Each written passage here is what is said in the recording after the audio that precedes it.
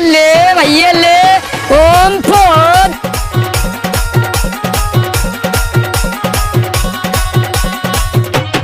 देखिए दुर्राटे काट रही है ओम को। देखिए धर्राएं से काट रही है ओम को।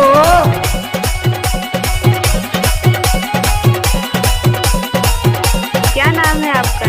नाम तो आपने सुना ही होगा। आपका ये नाम है।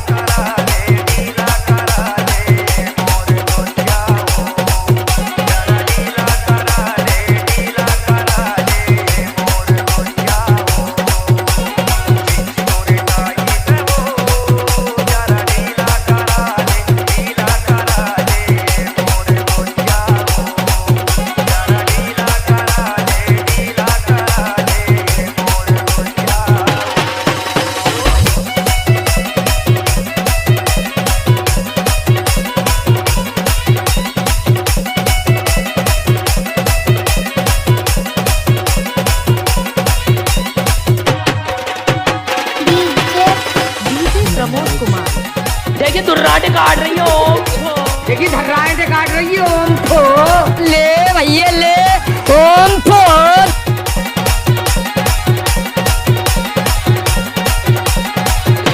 ओके।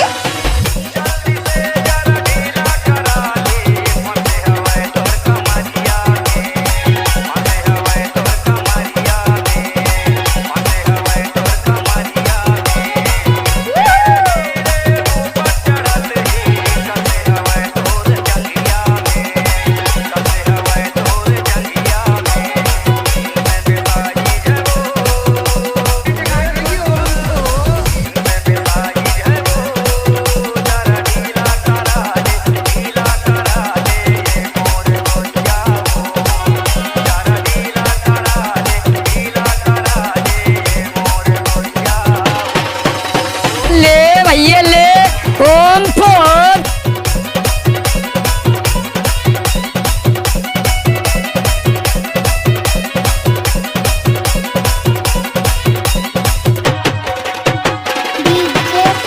डीजे प्रमोद कुमार ध्रुवे चोवा टोला वाले।